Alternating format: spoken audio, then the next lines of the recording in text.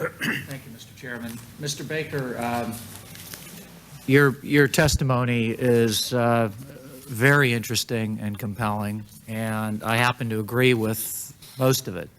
I just want to be very clear as to your points, and if you could just briefly answer these as yes or no, and maybe a sentence to precisely clarify what you mean by it, but I don't want hopefully long answers to these questions.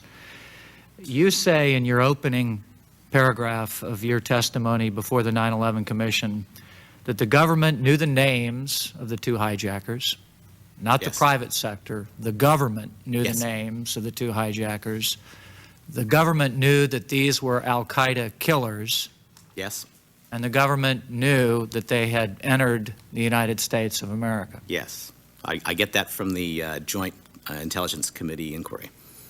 You also go on to state that these two people, Khalid al-Midhar and Nawaf al-Hazmi, were openly living in the country and using credit cards and other sources of information that would have made them readily accessible to the government apprehending them, whether they were in California or Virginia or Ohio or some other part of the country. Is that correct? That's right.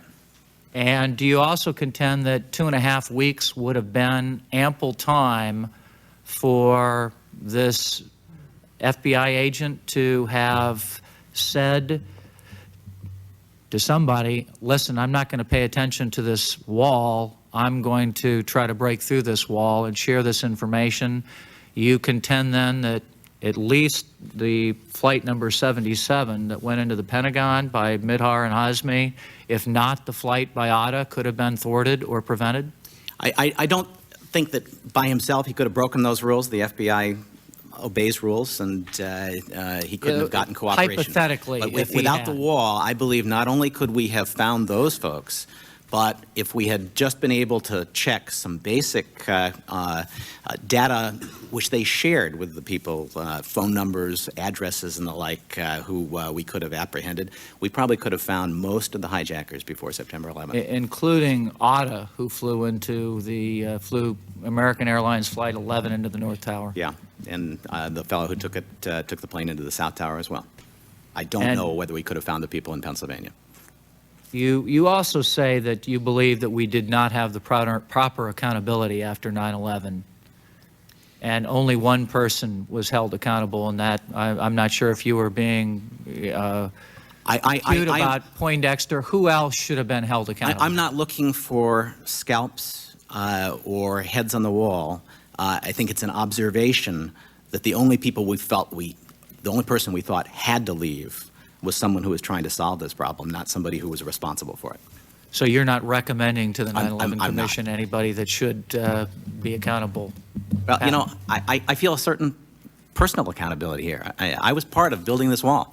I thought I was doing the right thing, that it was the best thing for the country. It turned out to be a disaster, and I'll always regret it. Do you believe we know all the lessons of 9/11? No. What might be the single most important one looking back? I think the failure to focus on what was happening on the FISA court, in the FISA offices, with the wall, with the actual administration of those policies is something that's really been overlooked, and we need to do more of that.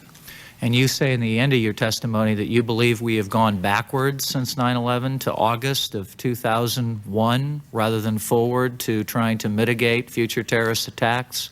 Can you explain that in a sentence or two? You know, Commissioner Benveniste read some very moving and accurate and proper quotes about the importance of being alert to the risk to civil liberties in times of crisis. I think that's been the message from the beginning, not that we need to sacrifice civil liberties. That is what elite opinion has been saying all along, and the result of the progression of that from warning against risks to trying to find them in the USA Patriot Act has significantly deterred imaginative, creative, aggressive action on the part of the government to respond to the crisis that we're in.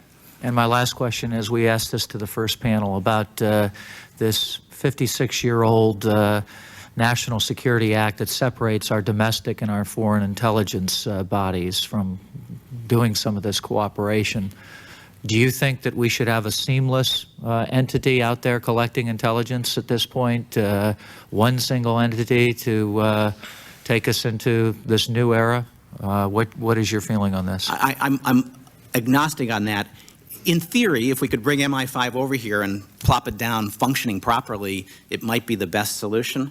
But the fact is, the choice for that is either we're going to leave the FBI to try to change its culture, or we're going to ask DHS to take on that major responsibility in the middle of desperately trying to organize itself. I started the education department. I tell you, it is not easy. And so given a choice between those real-world examples, I think I'd give the FBI some time to get its culture in order. But I don't underestimate how hard that is. I don't know how much time you continue to give the FBI after that.